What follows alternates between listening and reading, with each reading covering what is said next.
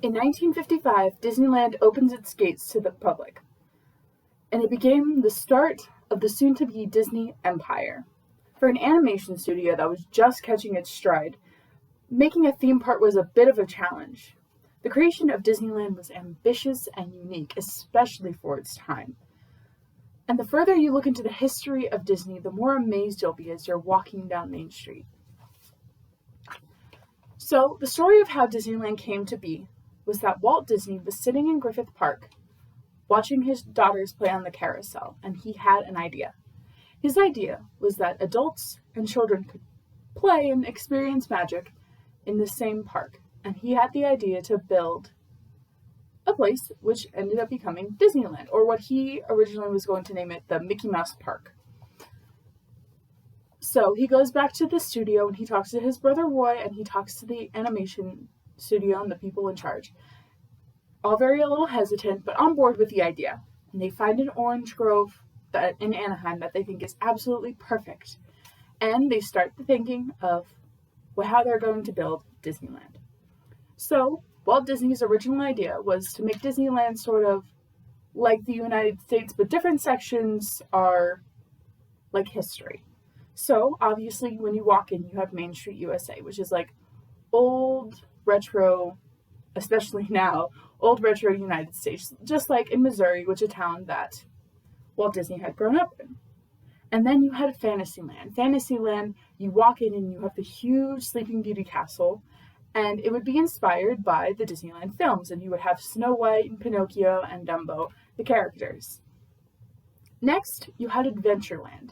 Adventureland was kind of unique is that it didn't have the United States kind of themed.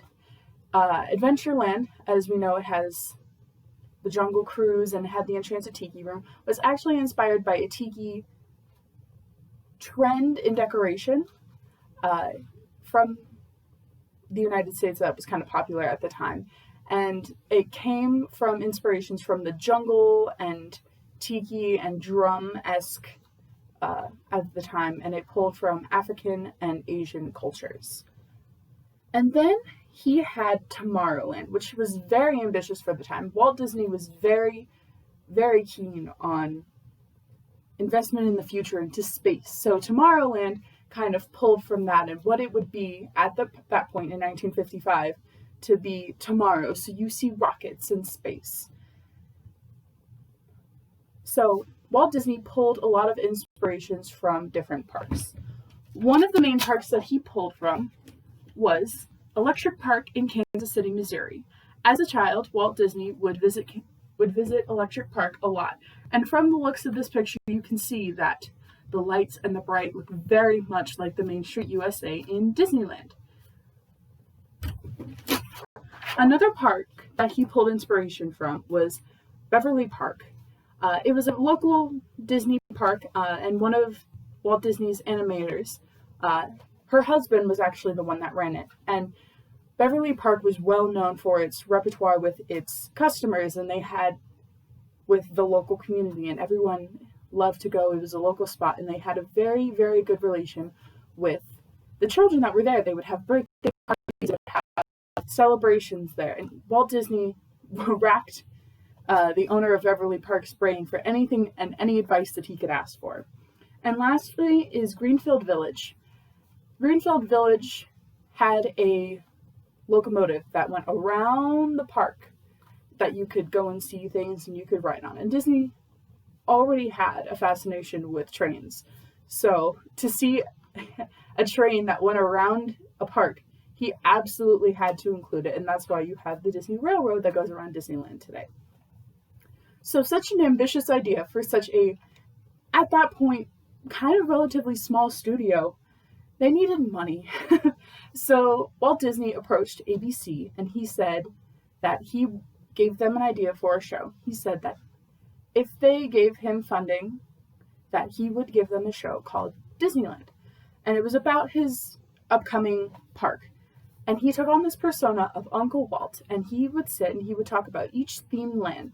So when he would talk about Fantasyland for a week, he would talk about how the animation process worked, or how they came up with a concept for this character. Or if it was Tomorrowland, they would bring on astronauts.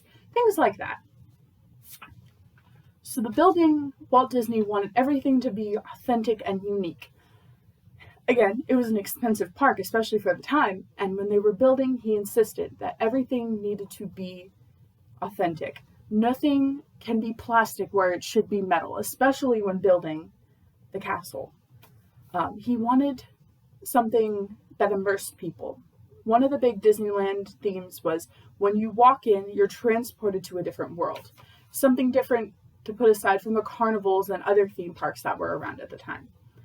So there were a lot of personal touches that Disney himself, Walt Disney, wanted to put into the park. And a lot of quirky things that you can see. One of them being hidden Mickeys throughout the park. I would show you a picture, but there are so many examples that it's even hard just to pick a couple.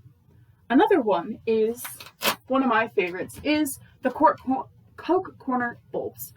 So, this is a perfectionist thing. So, as they were building, they ran into a problem that they could not continue to put the red and white pattern as they were going through. And so they went to Walt Disney and they said, okay, we have a problem. Either we're going to put a red next to a red or a white next to a white, or we have to completely change this. And Walt Disney goes, no, just split the bulb in half. Half the bulb is white, half the bulb is red. And it's still a unique thing that people like to see today. Another thing, one of the personal touches, is the animators' names on Main Street.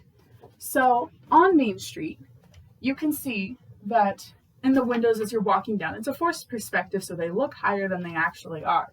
But they have company names on the outside, and the names of the people that own it are actually either people that were very close to Walt or the animators of the studios that Walt really liked. And one of the last personal touches is that the bench that Walt Disney had the idea for Disneyland on is actually in the Disneyland park. So opening day, June 17th, 1955. Entry was only $1. And it was kind of like carnivals where you paid an entry fee and then you also paid for tickets to ride on rides. And tickets were anywhere from 10 to 35 cents per ride, depending on how many tickets per ride. But the very first opening day, it wasn't open to the public, it was special invitation. There were thousands of counterfeit tickets, and it was a disaster. Food and drink ran out. Fantasyland had to close because there was a gas leak. Mr. Toad's Wild Ride overloaded the power grid and completely shut down the ride. And even funnier, the asphalt wasn't even dry yet. So women's high heels in the 1950s, of course, were getting stuck in the asphalt as they're walking around. But despite this absolute disasters on opening day, the very next day, Disneyland was open to the public, and it began the reputation of something magical. Now, and as today, Disneyland is known as a destination for many families, and it now holds not even just more attractions, but another park as California Adventure. And compared to the opening day, which was 10 rides, now boasts 70 attractions. So in the first 10 weeks, Disneyland hit 1 million guests. And decades later, the park still continues to be a top vacation destination, not just for families, but for what I call the cult following that it has of the Disney fanatics. A thought that stemmed from one man sitting on a park bench through a TV show and meticulous design has become Disneyland Park that still amazes guests every single day when they walk through the gates of the park.